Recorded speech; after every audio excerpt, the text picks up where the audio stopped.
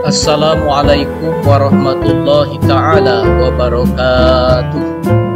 Alhamdulillah, alhamdulillahi ala ihsanihi wa syukru lahu ala taufiqih wa imtinanih.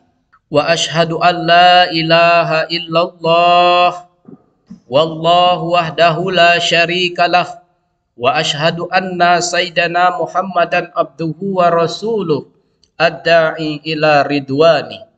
Allahumma salli ala sayyidina Muhammad wa ala alihi wa ashabihi wa sallim tasliman katsira.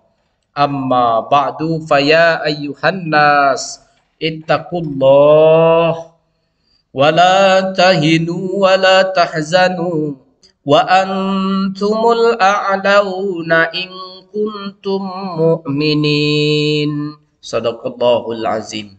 Sebagai landasan awal, marilah kita simak hadis Rasulullah sallallahu alaihi wasallam. Haddatsana Suwaid bin Sa'id wa Mujahid bin Musa qala haddatsana Marwan bin Muawiyah haddatsana Abdurrahman bin Abi Sumailah an Salamah bin Ubaidillah ibni Mihsan al-Ansari an abihi qala Rasulullah sallallahu alaihi wasallam man asbaha minkum mu'afam fi jasadihi amina fi sirbihi indahu qutu yaumihi faka'annama hizat lahud dunya. Telah menceritakan kepada kami Suwaid bin Sa'id dan Mujahid bin Musa.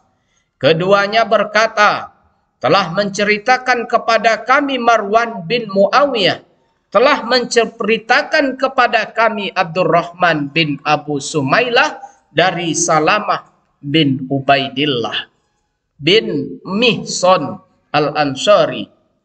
Dari ayahnya dia berkata, barang siapa yang di pagi hari sehat badannya, tenang jiwanya, dan dia mempunyai makanan di hari itu, maka seolah-olah dunia ini dikaruniakan kepadanya.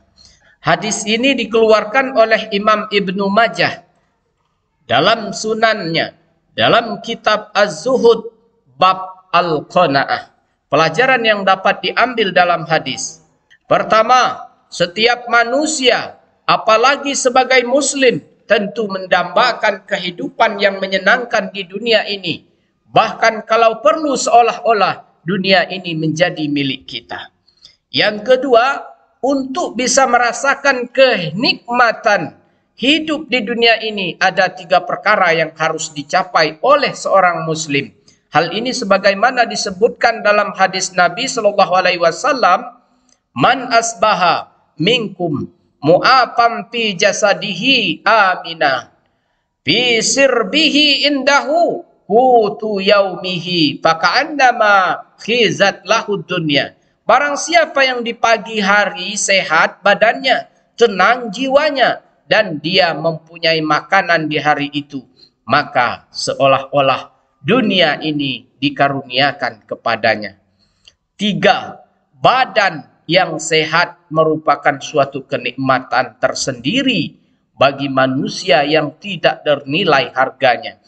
Rasanya tidak ada artinya segala sesuatu yang kita miliki bila kita tidak memiliki kesehatan jasmani. Apalagi artinya harta yang berlimpah dengan mobil yang mahal harganya, rumah yang besar dan bagus, kedudukan yang tinggi, dan segala sesuatu yang sebenarnya menyenangkan untuk hidup di dunia ini bila kita tidak sehat.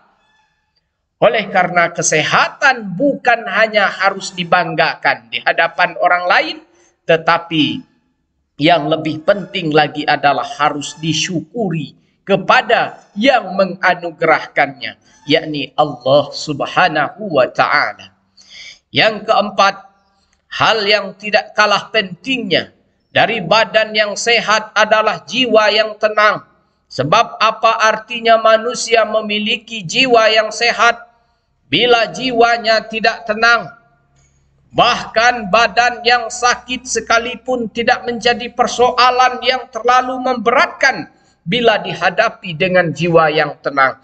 Apalagi ketenangan jiwa bila menjadi modal yang besar untuk bisa sembuh dari berbagai penyakit.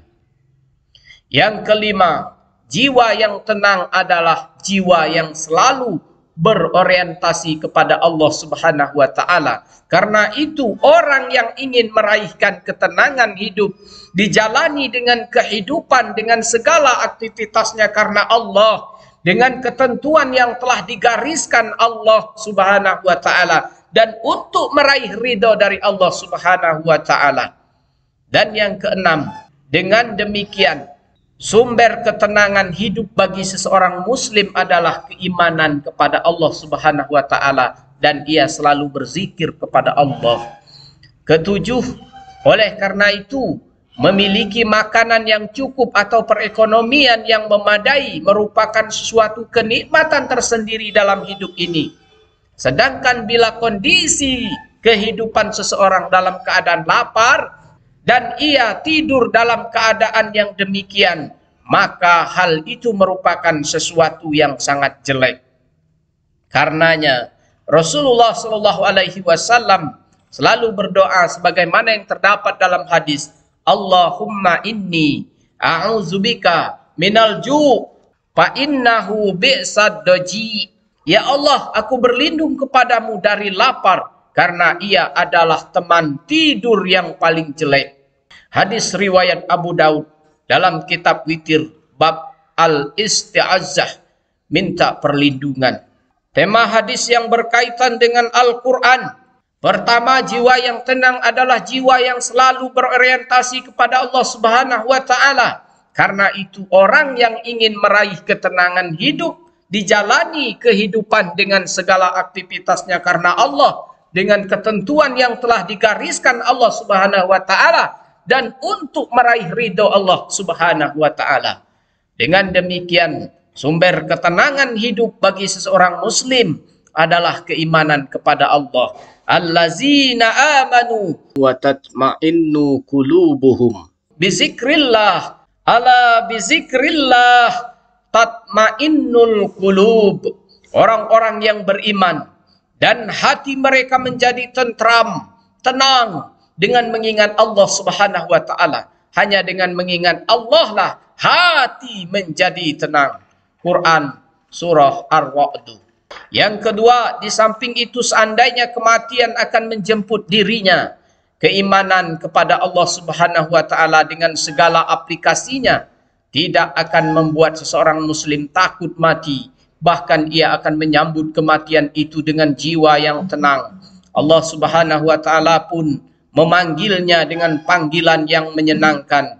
Ya ayatuhan nafsul mutmainnah irji'i ila rabbika radiyatan mardiyah fadkhuli fi ibadi wadkhuli jannati. Hai jiwa yang tenang, kembalilah kepada Tuhanmu dengan hati yang puas lagi diridhoinya, maka masuklah ke dalam jamaah hamba-hambaku dan masuklah ke dalam surgaku. Quran surah Al-Fajr. Aqulu qawli haza wastaghfirullah li wa lakum fastaghfiruhu innahu huwal ghafurur rahim.